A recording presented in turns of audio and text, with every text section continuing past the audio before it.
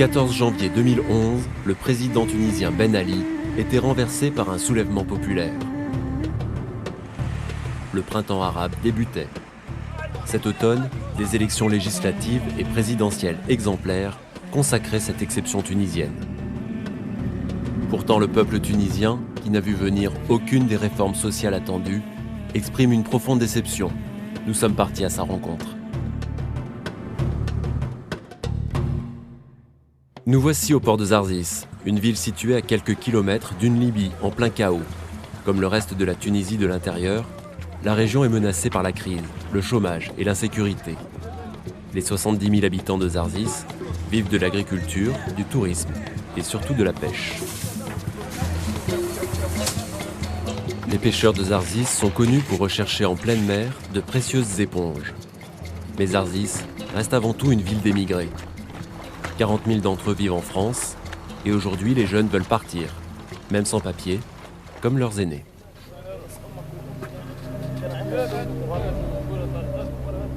Dès l'écroulement de la dictature, les contrôles des douanes et de la garde côtière disparaissent. Les jeunes de Zarzis veulent croire qu'une ligne maritime régulière allait s'ouvrir avec l'Italie. Tous embarqueraient, forts de leur aura révolutionnaire et munis de visas. La réalité fut tout autre. Voici en exclusivité les images du premier chalutier parti des plages de Zarzis en janvier 2011. Ils seront des milliers, sans papier, à embarquer pour Lampedusa. La traversée revient à 3 000 dinars, soit 1 300 €, 6 fois le salaire minimum. Nabil gagnait l'Italie dans la première embarcation qui quitta Zarzis après la Révolution. 6 mois plus tard, il rentrait, faute de travail, et achetait un bateau de pêche. Au port. Au port, à côté de ici, c'est pas loin. Ah, mais on a de chance, qui est jeune, il est passé. Il y a des gens qui sont morts dans la mer. Vraiment, c'est la mer, c'est dur. C'est ça la vie.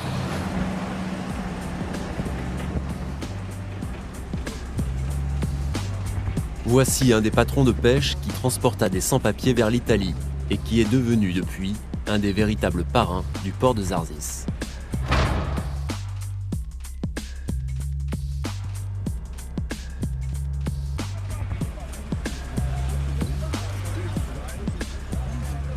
Ali nous emmène vers la plage de Ogla, où échouent les épaves venues de Libye. Peu à peu, il évoque les traversées pour l'Italie, où son activité lui a valu 3 mois de prison. Là, regardez, c'est les gardes maritimes. Les bateaux, là, c'est les bateaux de migration clandestine. Ah oui, qu'ils ont chopé. Oh, ouais, ils ont chopé ceux-là. Il y a des Zodiacs derrière aussi. Vous-même, vous avez été arrêté à Lampedusa. Comment ils se comportent, les policiers italiens? C'est des racistes. Eux, ils prennent l'argent sur chaque immigrateur et toute l'Europe, elle paye l'Italie pour ça. Et toujours, ils demandent l'aide de l'Europe. Et s'ils disent qu'ils ne donnent pas l'argent pour eux, ils vont ouvrir les frontières italiennes comme ça et viennent les clandestins.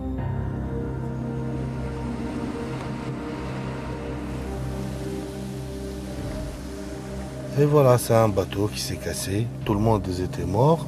Et les cadavres, ils l'ont sorti les vagues jusqu'ici. Il y en a beaucoup là sur toute la côte. Chaque kilomètre, tu trouves un bateau cassé comme ça, ou bien écoulé, ou bien... Les Libyens, ils mettent les Syriens et les Noirs dans les bateaux. Déjà surcharge, en plus que ça, sans capitaine, sans un connaisseur qui connaît la mer. Il leur donne ni boussole, ni GPS, ni rien. Il leur dit, vas-y comme ça, c'est l'Italie. Et eux, ils ne savent pas, ils voient la lumière sur Zarzis ou sur l'île de Djerba ou quelque chose, ils rentrent ici. Ou bien vivants, ou bien morts. Dans tous les cas, ils ne vont pas arriver en Italie.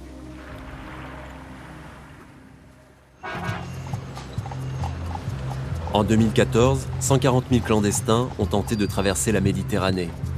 Beaucoup en Syrie et en Afrique n'ont pas d'autre choix. Mais la surprise est de découvrir que le rêve des jeunes Tunisiens scolarisés et épanouis est de partir vers la France. Et cela avec la bénédiction de leurs parents.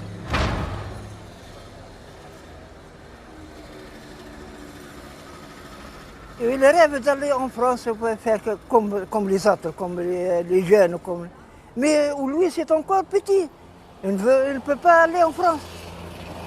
Après, à l'âge de 18 ans ou 20 ans, il a le devoir d'aller en France. Mais pourquoi c'est bien d'aller en France? Et parce que tous les jeunes veulent aller, rêvent que la France et l'Europe, c'était quelque chose d'extraordinaire ou quelque chose, le paradis ou quelque chose. Sur la terrasse qui domine la maison familiale, nous retrouvons le jeune candidat au départ. Ici c'est pourri, c'est moche, il n'y a que de la merde. En France c'est vraiment propre, la vie est bien là-bas. Là-bas c'est grand, ici c'est un petit pays. Est-ce qu'il y a beaucoup de jeunes de 14 ans comme toi qui ont envie d'aller en France pour travailler plus tard? Oui, il y a plusieurs enfants de mon âge qui sont partis en France. J'ai même un ami qui est rentré avec ses papiers régularisés. Ici à Zarziz, ceux qui sont partis en bateau sont tous arrivés. Personne n'est mort, ils sont tous arrivés là-bas. Quel genre de travail tu voudrais faire en France? Je ferai n'importe quoi. On n'a pas d'argent. Alors tu pars quand? Je ne sais pas, quand Dieu voudra.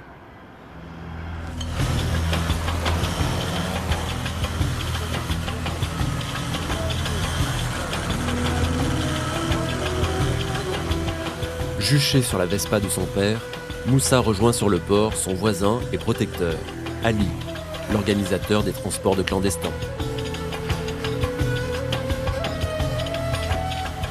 Lui, il a 4 frères, un père qui travaille maçon, qui est payé 10 € par jour. Il va faire quoi avec? Il va donner à ses enfants, il va payer le loyer, payer les DF, leur acheter des cahiers. Faire quoi avec ça? Pour ça, il veut partir pour avoir un peu d'argent pour aider sa famille, son père et sa mère qui travaillent dur tous les jours. C'est vrai, Moussa? On a des pétroles. Vous voyez devant vous les flammes des pétroles, mais les Américains viennent les prendre. On a les sels. Les bateaux, là, ils viennent chercher les sels tous les jours.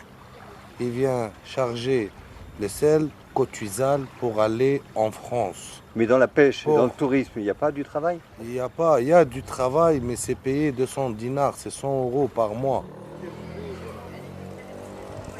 À quelques centaines de mètres des plages où échouent les épaves venues de Libye, les étrangers continuent à fréquenter les hôtels du pays du jasmin.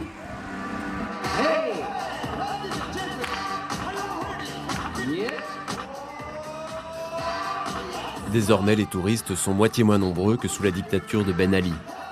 La crise est là.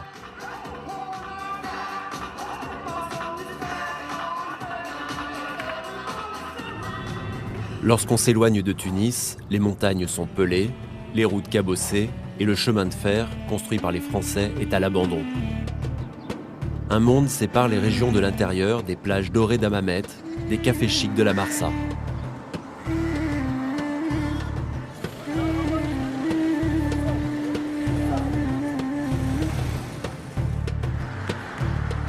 C'est à Sidi Bouzid que le 17 décembre 2010, le jeune vendeur ambulant Mohamed Bouazizi s'immolait par le feu. Son portrait trône au centre de la ville. Plus loin, une statue en pierre de la carriole de Bouazizi est dressée à sa mémoire.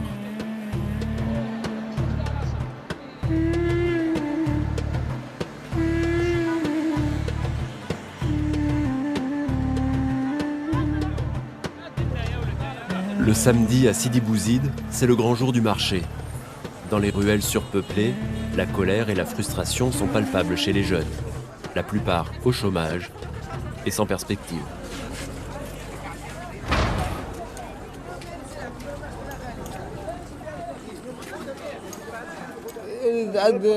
Notre vie ici, c'est zéro. C'est une vie pourrie. C'est de la merde, c'est la misère. Qu'est-ce qu'il pense Mohamed Bouazizi? Bouazizi l'a tout enflammé, mais rien n'a changé. On va faire une autre révolution, si Dieu le veut. À Sidi Bouzid, où les candidats islamistes ont été minoritaires aux dernières élections, la plupart des femmes sont voilées. Certaines portent le niqab.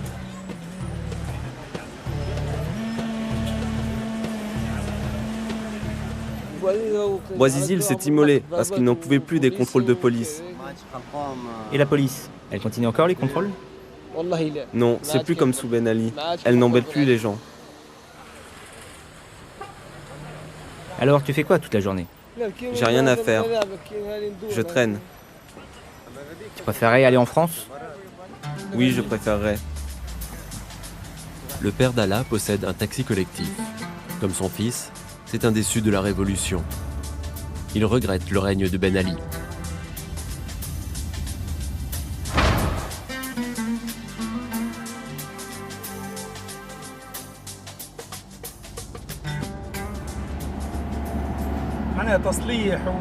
L'essence, les réparations, la vie quotidienne est chère. À la fin, tu ne gagnes pas d'argent. Avant, sous Ben Ali, il gagnait plus. Oui, c'était mieux sous Ben Ali. C'était mieux.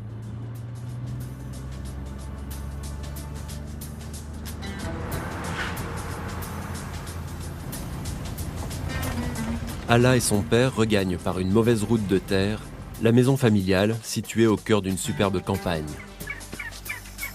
Quelques oliviers et un peu d'élevage de volailles complètent le maigre quotidien. C'est là que vit la famille d'Allah, sa mère, une sœur handicapée, un premier frère gardien de prison et un second Slim, diplômé, mais au chômage, comme lui.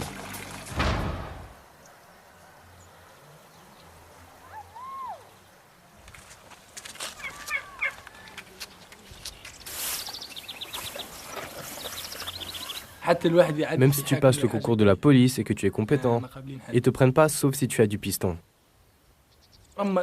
Même si tu cherches un petit boulot de maçon, on te dit j'ai un cousin, un ami, va voir ailleurs. Partout faut du piston. Les jeunes, les pauvres, ils sont tous à traîner dans les cafés. Après, on se demande pourquoi ils se suicident. Donnez-leur du travail, ils arrêteront de traîner. Ou d'aller dans les montagnes avec les djihadistes. À Sidi Bouzid, on trouve des adeptes de la débrouille, des chômeurs diplômés, quelques soldats perdus du djihad, mais aussi des syndicalistes qui ont encadré la révolte contre Ben Ali et qui se disent aujourd'hui fort déçus. Le dimanche matin, à 2 pas du local de l'UGTT, le grand syndicat tunisien, ils sont nombreux à jouer aux cartes et aux dominos. Des hommes, exclusivement.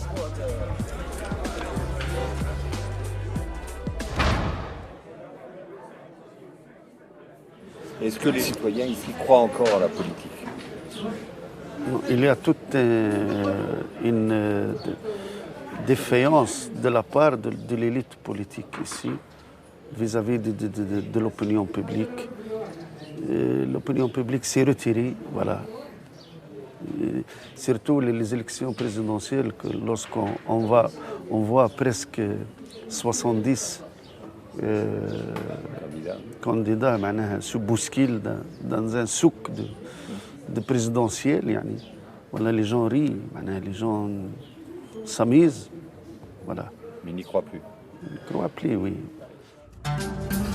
Le long de la principale avenue de la ville, les immeubles anarchiques s'élèvent sans permis de construire ni autorisation. Une ville comme Sidi Bouzid est devenue un véritable Far West où l'administration n'intervient plus vraiment.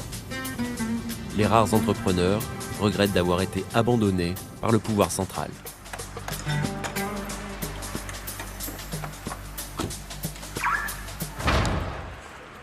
À Sidi Bouzid, il y a des chefs d'entreprise comme vous qui investissaient dans l'immobilier, qui travaillaient dans le textile comme sous-traitant de Benetton, 300 ouvrières. Et pourtant, il y a un énorme chômage. Pourquoi c'est si difficile de créer de l'emploi ici? Tout d'abord, il y a une absence de l'esprit entrepreneurial dans la région. La région est à vocation agricole et il n'y a pas d'exemple à suivre en termes de création et de prise de risque pour créer une entreprise à Sidi Bouzid.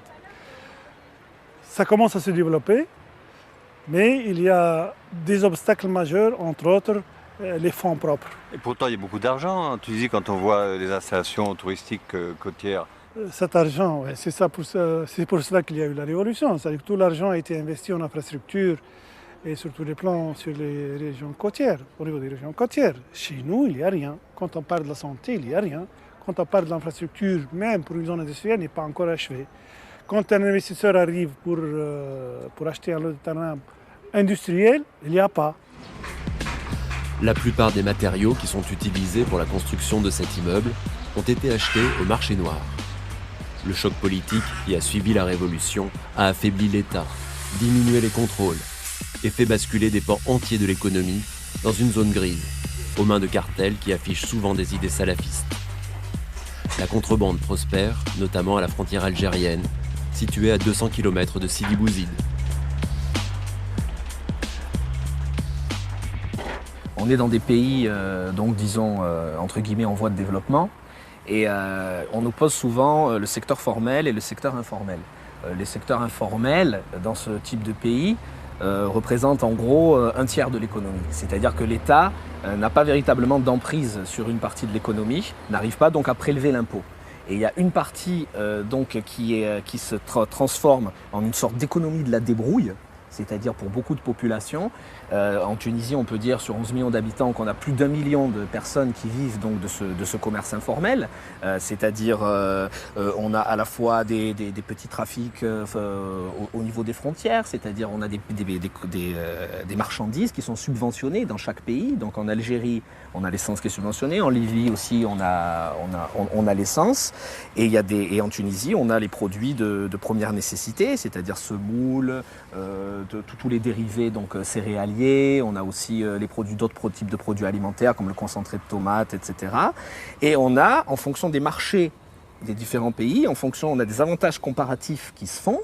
Et on a donc un commerce où on a des produits subventionnés qui vont à tel endroit, donc de Tunisie en Libye. On a des produits subventionnés de Libye qui vont là. Et grâce à l'État et aux subventions publiques, on a finalement toute une économie parallèle qui se met en route. C'est-à-dire que normalement, on n'a pas le droit théoriquement d'exporter ce type de produit, mais les gens le font quand même. Et ce qu'il y avait en même temps, c'est qu'il y avait un contrat implicite qui était fait avec les autorités. C'est-à-dire les autorités disaient, voilà, vous faites votre business, la police prend une petite partie sous forme de pot de vin, la famille règle ça, mais en échange, vous ne faites pas de trafic d'armes, vous ne faites pas de trafic de drogue ou de manière très régulée, et c'est certains types de personnes qui en profitent, et vous surveillez les djihadistes.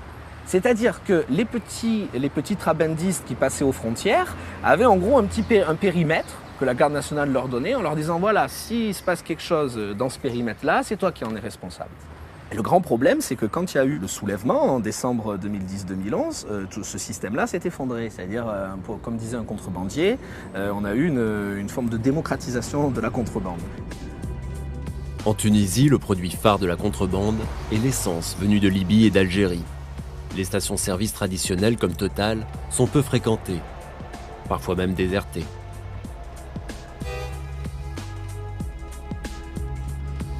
Sur les grands axes routiers, des jerrycans d'essence de 5 ou 10 litres sont vendus dans des baraquements de fortune construits à la hâte.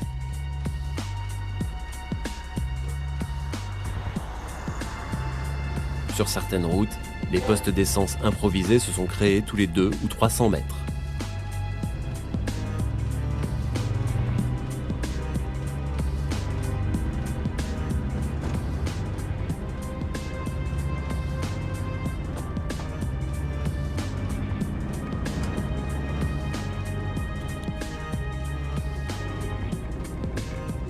Ravis, les jeunes vendeurs affirment gagner fort bien leur vie, comme en témoigne leur large sourire.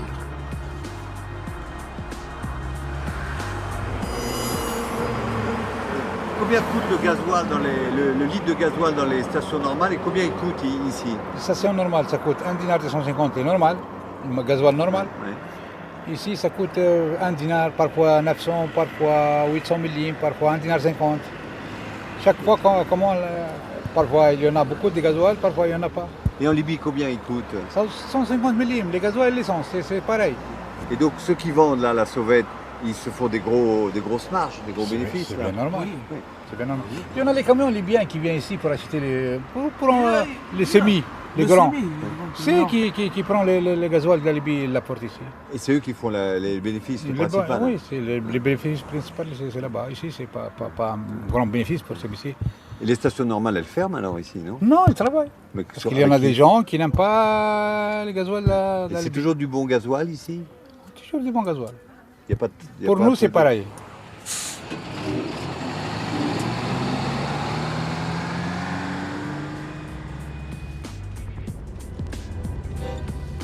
Voici à Sidi Bouzid le palais version Disney que s'est construit le roi de la bière clandestine. Dans la Tunisie profonde, même l'alcool se vend au marché noir. Nous voici sur ces images tournées en caméra cachée, chez l'un de ces particuliers devenus vendeurs à la sauvette de canettes de bière.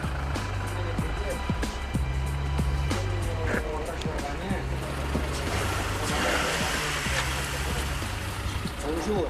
Bonjour, ça va? Salam. C'est mieux comme ça. C'est plus pratique. Ça, c'est notre magasin de bière. On n'a pas de supérette ici, c'est un marché.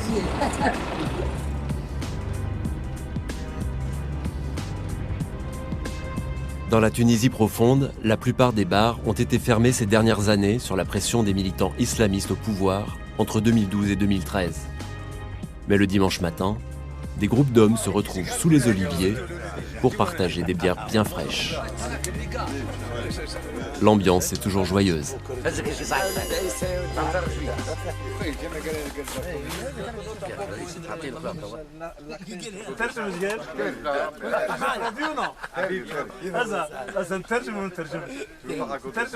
Quelle est la jonction entre ces cartels de la contrebande et les groupuscules djihadistes qu'on a vu apparaître en Tunisie? On n'a plus maintenant de djihadisme pur. C'est-à-dire, on le sait, beaucoup, certains parlent de la farcisation en référence à la Colombie, au FARC colombien, d'Al-Qaïda. Ce qu'on sait, on sait ce qui s'est passé en Afrique de l'Ouest, on sait comment les États se sont rétractés sur leur centre, et des espaces ont commencé à échapper à l'État, où l'État n'a plus pu remplir même ses fonctions régaliennes, je ne parle même pas de ses fonctions de redistribution sociale. Et à ce moment-là, on a eu avec des prétextes identitaires ou des prétextes religieux, des groupes qui ont commencé à prendre ces espaces qui se libéraient et à faire finalement tout le trafic. Il y a certains auteurs qui parlent du développement de la contrebande dans ces espaces-là comme un développement de substitution. C'est-à-dire qu'à partir du moment où le développement n'a plus été possible, il y a eu des problèmes. On est sorti du mythe du développement des années 70 et tout, que l'Afrique allait rattraper, allait être la Californie ou quelque chose comme ça. Et à ce moment-là, les contrebandiers ont commencé à avoir une image de résistant en même temps, de résistant à l'autorité centrale. Et en même temps, ils ont commencé à dire, voilà, mais finalement, nous faisons une forme d'accumulation primitive du capital, c'est-à-dire nous faisons du trafic dans tous les sens, on n'a aucun problème moral par rapport à ça, et à un moment donné, peut-être que ça changera. Et à l'intérieur, donc on a des groupes finalement proches de, disons, djihadisme et dans l'identité, dans l'image, avec certainement des vrais djihadistes à l'intérieur, et qui commencent de plus en plus à contrôler ce type de trafic. On ne s'interroge pas du pourquoi. C'est pas simplement des motifs idéologiques à notre sens. C'est pas simplement pour affaiblir le tarout, comme disent les djihadistes, donc les tyrans, les mécréants, les forces de sécurité. C'est aussi sans doute pour pouvoir passer certains types de produits, que ça soit la drogue d'un côté, ou que ça soit certainement les armes, ou que ça soit peut-être aussi les cigarettes, parce que ce ne sont pas des produits dangereux, je veux dire, par rapport à la drogue dure ou alors les armes, mais qui ont quand même beaucoup de plus-value. Est-ce que l'État tunisien peut un jour reprendre le contrôle des frontières?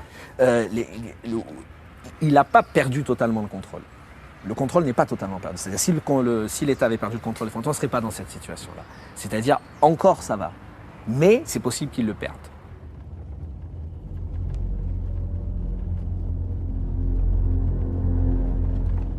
Sur une centaine d'hectares à la sortie de Sidi Bouzid, sont répandus à ciel ouvert les déchets de la ville, sans que l'État ni la municipalité n'interviennent.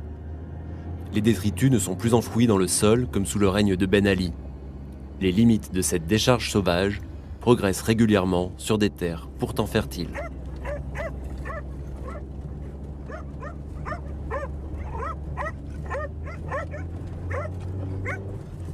L'été, l'odeur est parfois nauséabonde, rendant la vie des étudiants de la cité universitaire toute proche particulièrement difficile.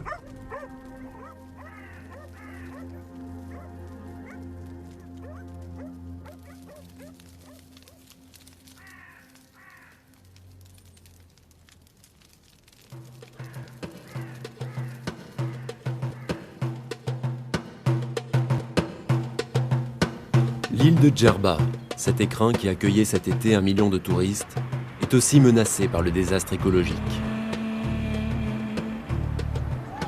La seule décharge officielle a fermé en 2012. Depuis, les détritus sont répandus dans la nature, sans que l'État, là encore, n'intervienne.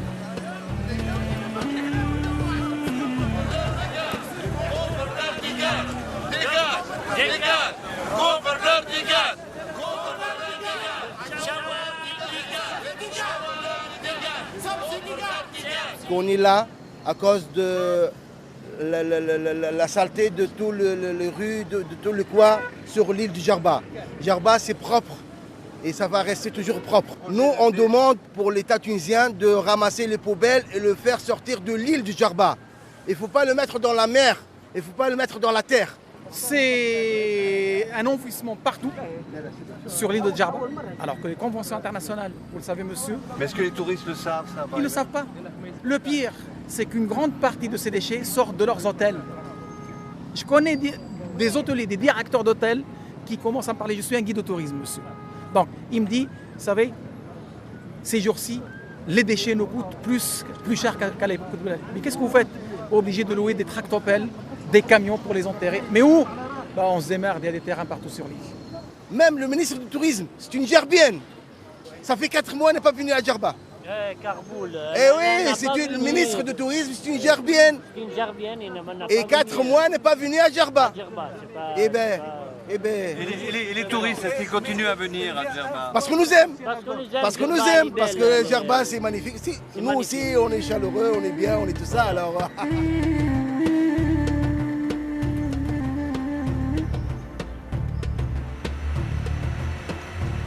Quatrième cité sainte de l'islam, au cœur du pays, Kérouan s'est construite autour de sa grande mosquée. Le tourisme, l'artisanat et les tapis ont rendu la ville célèbre. Kérouan a toujours été un oasis de prospérité. Pourtant, là aussi, la crise se fait sentir, durement. À l'hôpital de Kérouan, l'équivalent d'un grand CHU français, l'activité de soins est plombée par le manque de moyens et la fuite des cerveaux.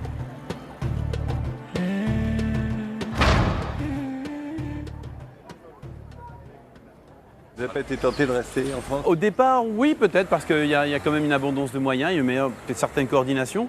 Mais quand on voit le statut qu'on donne aux médecins étrangers, donc j'ai préféré quand même rentrer en Tunisie. Donc c'est mon choix. Donc c'est mon choix. Les tracasseries administratives, la préfecture, non, on est bien utile ici aussi.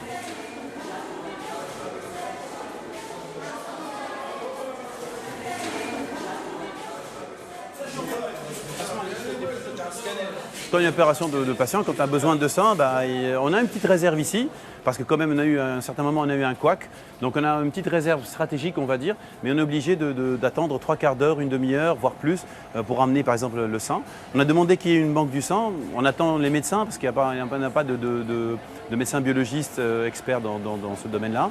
Le gros souci, et là même la société civile est au courant à Kérouan, c'est qu'on n'a pas de scanner abdominal ici. Imaginez à 3 h du matin, il pleut, ou on est obligé de sortir un patient pour faire un examen scanographique, disons, assez important, ou carrément, quand on reçoit un polytraumatisme, parfois on est obligé de travailler à l'ancienne, qu'à opérer plus largement les patients que d'aller les explorer, parce qu'on ne peut pas techniquement les opérer. Certaines spécialités, principalement la réanimation chirurgicale, il y a un manque flagrant et c'est l'état de tout le pays en Tunisie. Donc il y a un exode massif de ces cerveaux vers la France, ou carrément c'est pour des raisons pratiques aussi, ils préfèrent travailler là-bas pour des raisons salariales, donc ils préfèrent faire carrière en France. Salam alaikum, bonjour. Chouette sahaf, ça va, ça va?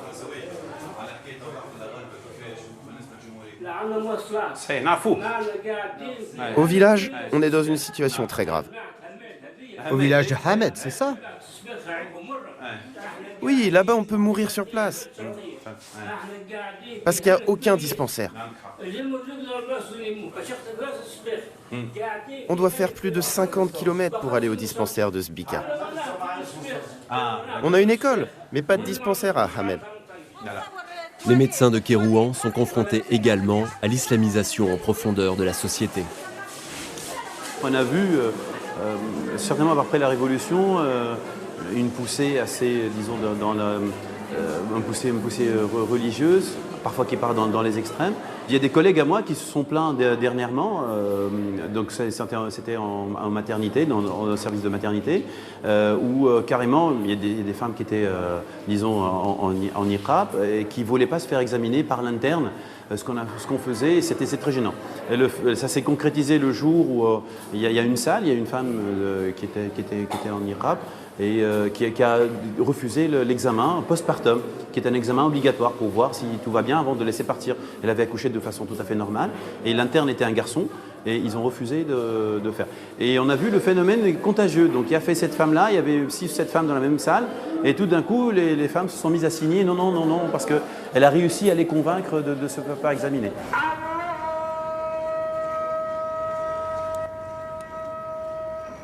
Depuis la Révolution, Kérouan vote en majorité pour les islamistes d'Ennahda. Mais la ville a rejeté les salafistes, qui ont battu en retraite dans quelques mosquées de banlieue. Le vendredi, des groupes paisibles de fidèles viennent prier à la grande mosquée. Le climat religieux s'est apaisé, à l'image du reste de la Tunisie. Le peuple tunisien est profondément conservateur. Nahda est un parti conservateur. Ok, avec une doctrine islamiste, mais c'est un parti conservateur comme d'autres partis dans le pays. La deuxième chose, c'est que le mouvement islamiste Nahda, qui était avant le mouvement de tendance islamique, dans son combat contre le régime de Bourguiba et de Ben Ali, qui a duré 30 ans, il y en a eu presque 30 000 personnes qui étaient en tôle. Quand on dit 30 000 personnes qui étaient emprisonnées avec toute leur famille, etc., ça fait des liens, ça fait de la masse. Moi, j'ai été incarcéré pendant 5 ans et demi avec ce mouvement, et je connais très bien tout le calvaire qu'on a vécu pendant des années, et après la Révolution, c'est un soulagement et c'est une récompense. Nahda, comme tous les mouvements islamistes, a toujours misé sur le travail social. Je pense que c'est le parti qui est le plus proche des quartiers populaires, des couches défavorisées, qui arrive à faire du caritatif avec tout ce qui est dans notre religion, qui incite au caritatif, à la fraternité, etc. Et ça crée une véritable implantation populaire. Et après, je dis, malgré la gestion désastreuse des 2 premières années du gouvernement Nahda a eu, grâce à l'habilité, à l'intelligence politique, il faudrait l'avouer, de sa direction, mais surtout de Rganouchi, de pouvoir sortir du pouvoir. Je pense que tout cela laisse que Nahda sera toujours un parti important dans le paysage politique, et je dirais même beaucoup plus. Moi, je pense que les 5 ans à venir, on devrait, pour sauver ce pays-là, pour combattre le problème sécuritaire et nos problèmes économiques, avoir le plus large consensus. Et dans ce consensus-là, il faudrait avoir un parti conservateur comme Nahda, qui n'est pas hégémonique, qui n'est pas hyper puissant, mais qui n'est pas marginalisé non plus, parce que ce n'est pas l'intérêt de ce consensus qu'on voudrait construire ensemble.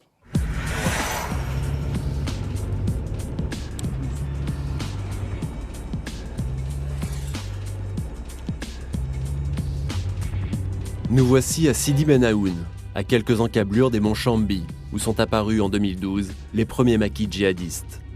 Une terre aride, le sirocco qui balaie le moindre arbuste, quelques entrepôts de contrebande, des femmes voilées et des hommes en djellaba. Quelques minarets enfin qui dominent des maisons pauvres. Sidi Ben Aoun est le fief du mouvement salafiste tunisien.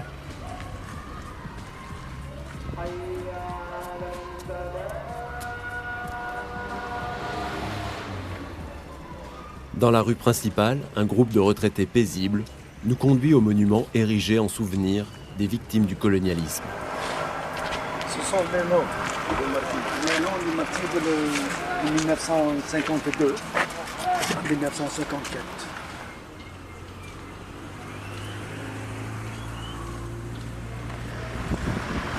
Est-ce qu'on peut s'approcher de la mosquée salafiste? Mieux n'allez pas là-bas. Non. Parce qu'ils ne veulent pas ça. Même ses fils et les filles, surtout les filles. Et ses amis. Et ses amis, ils ne veulent pas même parler le français, que l'arabe, que le Coran. Et ils peuvent être agressifs si on vient. Je crois. Mais comment? Même violents? Ils sont violents. Ils sont tous des agressifs. Ils vont en Syrie, en Irak. Et ils reviennent. Ils reviennent à Cham, les montagnes ici. Vous en connaissez certains? Bien sûr. Tout le monde connaît tout le monde ici. Connaît tout le monde. Parce que la ville n'est pas grande. Les familles connaissent entre eux. Hein?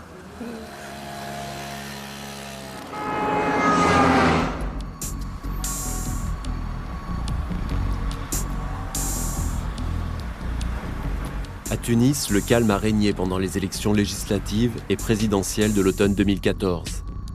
Mais l'inquiétude reste omniprésente chez les forces de l'ordre qui ont découvert des projets d'attentats. Hama Hamami, le chef de la gauche tunisienne, est l'un des plus menacés, au point d'être aujourd'hui sous protection de policiers, qui nous emmènent à son domicile.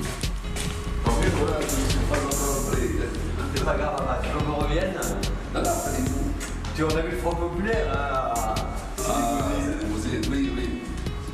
Je vais m'habiller. Allez. Merci. Ça va?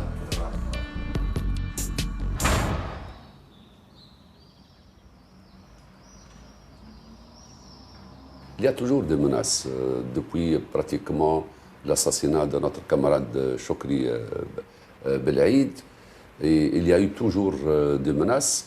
J'étais à plusieurs reprises averti aussi bien par les services tunisiens de la présidence, du ministère de l'Intérieur, que par des chancelleries étrangères, entre autres les États-Unis,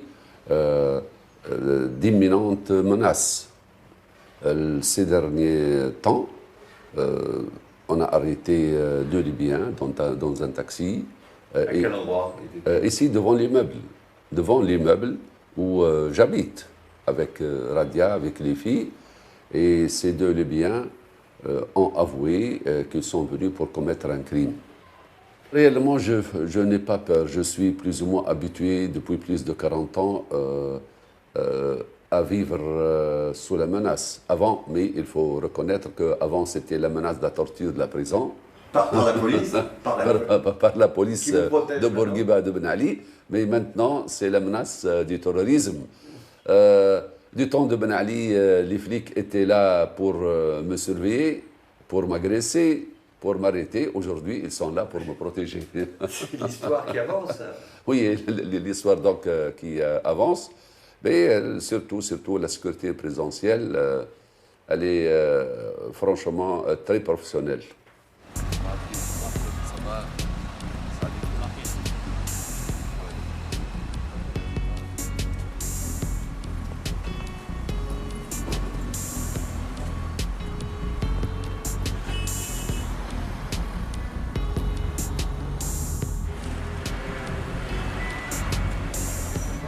En bas de l'avenue Bourguiba se trouve le très redouté ministère tunisien de l'Intérieur, le bras armé de l'ex-président Ben Ali. Il a fallu une autorisation exceptionnelle pour avoir le droit de filmer la façade de ce lieu légendaire où les opposants au régime de Ben Ali étaient torturés. Nous sommes reçus par le ministre de l'Intérieur chargé de la sécurité du pays pendant ces derniers mois. Concrètement, est-ce qu'il y a aujourd'hui plus de salafistes violents en prison que lors de votre arrivée? On ne peut pas dire ça, parce que vous savez, les salafistes, quand on parle de salafistes, c'est une nébuleuse.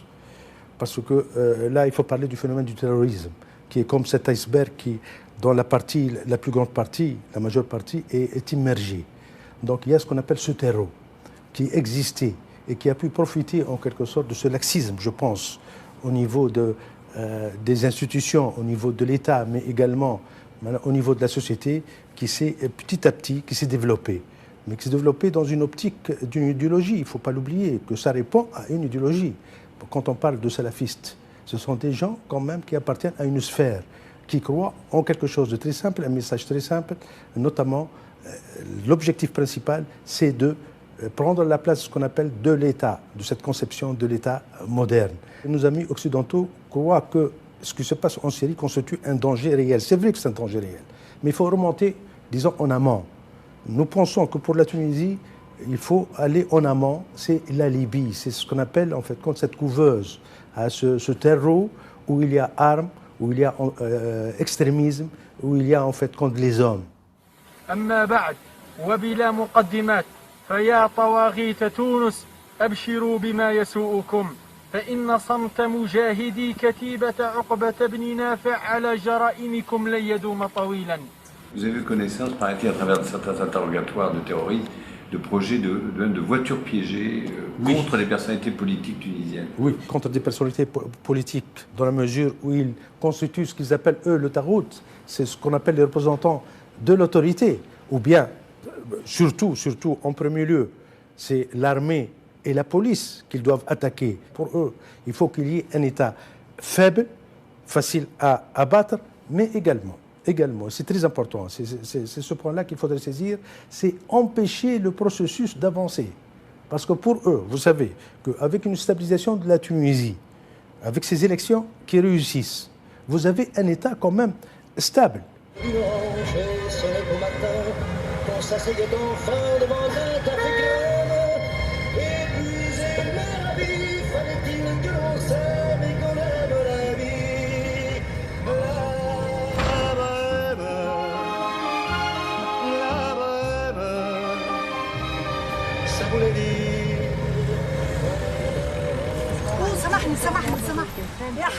Viens, Hafed. J'allais m'en aller. Salut, comment ça va? C'est quoi cette poisse que tu as? J'ai pas de chance, ils ne m'ont pas accepté en France. J'ai pas eu ma carte d'étudiant.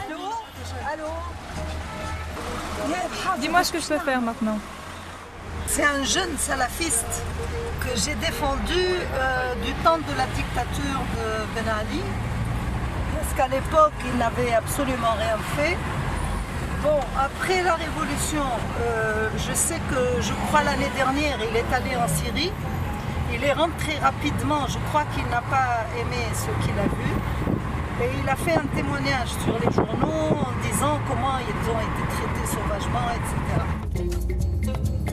Figure légendaire de la résistance à la dictature, l'avocate Radia Nasraoui est protégée elle aussi par la police.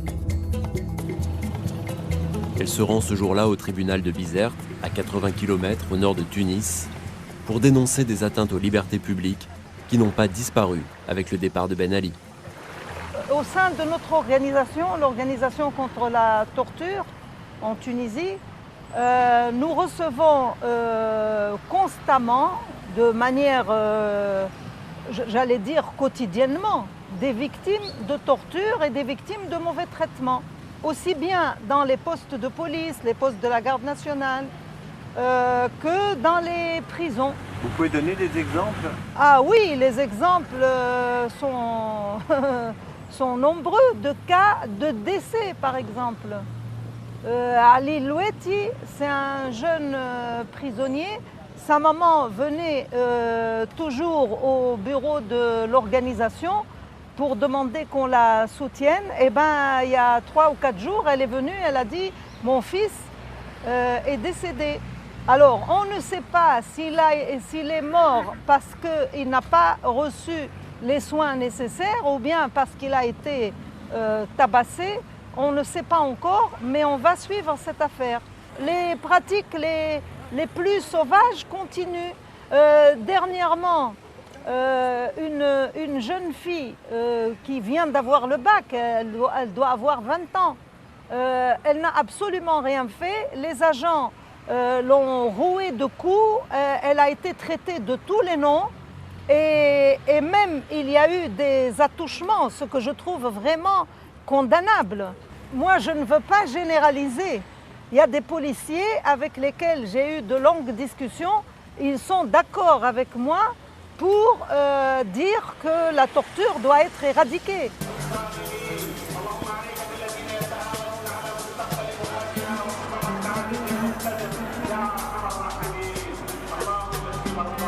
Le vendredi, à l'heure de la prière, sur la place de France, un lieu hautement touristique, on prie jusque dans les cafés.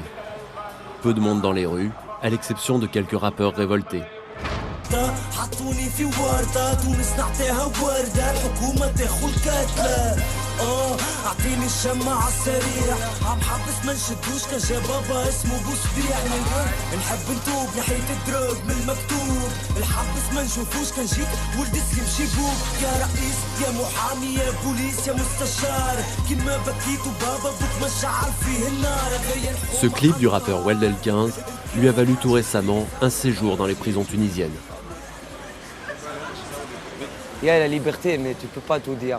Mais tu peux tout dire quand même, si tu veux lâcher une chanson. Il y a des sujets qu'on traîne en prison pour ça, oui. Comme en toi, Tunisie, c'est pas pareil, tu vois. C'est moins de liberté, tu vois. Qu'est-ce que tu peux pas dire dans un clip de rap ici? En Tunisie, tu parles pas du ministère de l'Intérieur, tu parles pas des grosses têtes. Tu parles pas des Qataris, tu parles pas des Saoudiens, tu parles pas de religion, tu parles pas de relations franco-africaines. Ben, tu parles pas des grands sujets, mais en même temps, on parle. Et à cause de ça, on est un petit peu... C'est la pression, les gens ont tranché. Qu'est-ce qui a changé depuis Ben Ali alors? Pas grand-chose, hein. Pas un gros chose. On peut se faire chier pour nous, pour les jeunes, on est 3 jeunes sur la table et tu peux demander, c'est pas grand-chose. Peut-être que les policiers sont devenus plus courtois. Avant, il te dit viens, nique ta mère le carte d'identité. Maintenant, il te dit s'il te plaît. Lui aussi, il n'a jamais, Tigana, il n'a jamais allé en prison avant la Révolution. Il a allé en prison après la Révolution, comme moi aussi, tu vois.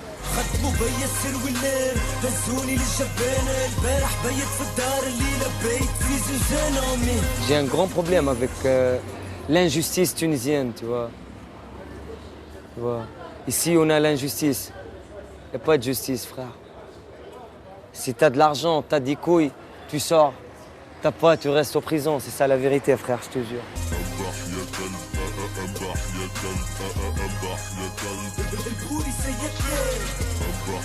L'antiterrorisme, donc par essence, c'est un discours d'ordre, un discours de sécurité. Et quand on est dans un pays où, en transition, entre guillemets, où l'État essaie de faire des réformes démocratiques, essaie justement d'améliorer les libertés publiques, essaie d'avancer vers une meilleure gouvernance, tout ce qu'on veut, une meilleure transparence, l'antiterrorisme peut être utilisé comme un prétexte pour enlever les libertés publiques de la fraction la plus, disons, frileuse de la population, c'est-à-dire les classes moyennes éduquées. Est-ce qu'on sent cette tentation?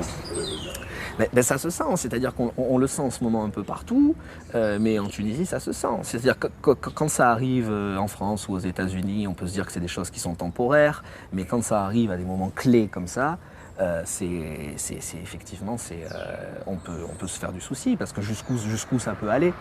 Jusqu'où ça peut aller?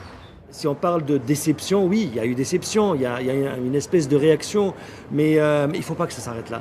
Il faut continuer. Il faut que les politiciens soient conscients de la situation actuelle du pays et surtout des régions. Il y a une unité nationale aujourd'hui en Tunisie? Unité nationale. Solidarité nationale. Je l'ai vécu beaucoup plus pendant les 9 mois de l'après-Ben Ali qu'aujourd'hui, franchement. L'unité nationale, je l'ai vécu beaucoup plus dans le temps. C'est une reconquête maintenant. Oui, absolument. Il faut reconquérir le cœur des Tunisiens. Voilà ce que les politiciens doivent faire et c'est comme ça qu'on va réunifier les Tunisiens et les remettre ensemble. Nous voici au cœur de la Médina de Tunis, désertée par les touristes, mais qui a retrouvé ces dernières années une réelle créativité. Une génération de photographes et d'artistes investit le patrimoine tunisien, souvent ignoré par le régime précédent.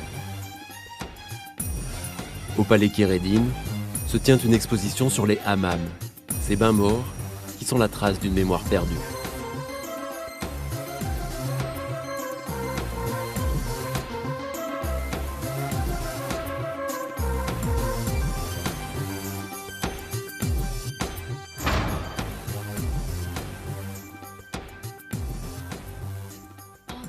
On a l'impression qu'il y a beaucoup de scepticisme, de désillusion aujourd'hui en Tunisie par rapport à la révolution de 2011. Comment vous ressentez les choses? Moi, je trouve que d'abord c'est normal. C'est normal parce que le terme révolution, c'est très romantique. Ça rappelle la révolution française, évidemment, la révolution américaine, la révolution russe. Et donc, les gens comparent les journées qui paraissent très longue, par rapport à des périodes historiques qui font une page dans les livres d'histoire. Il y a une mauvaise appréciation du temps. Et donc, les avantages qu'on a acquis depuis le 14 janvier, c'est encore chaud, nous sommes en plein dedans. C'est le Libyen qui se rend compte du paradis tunisien, c'est l'Algérien, c'est le Marocain, c'est l'Italien, c'est peut-être le Français. Parce qu'en France, la politique, maintenant, c'est un mécanisme très bien où il est, etc. Par contre, aujourd'hui, la Tunisie, c'est encore un laboratoire. Et donc, tout est encore en train d'être testé. Donc, c'est la première fois qu'on a une élection présidentielle libre. Et donc, retrouver 72 candidats, c'est nouveau. Je suis sûr et certain qu'il y a des millions de personnes de par le monde qui nous envient. Et donc, aujourd'hui, quand on est en plein dedans, évidemment, on rêve à un autre palier. Et c'est normal, le bonheur, c'est ça. Si je rêve d'avoir une voiture, le jour où j'ai une voiture, j'aimerais avoir une caravane. Le jour où j'aurai une caravane, je rêve d'avoir une résidence secondaire, etc. Et donc les Tunisiens sont exactement dans cette situation-là.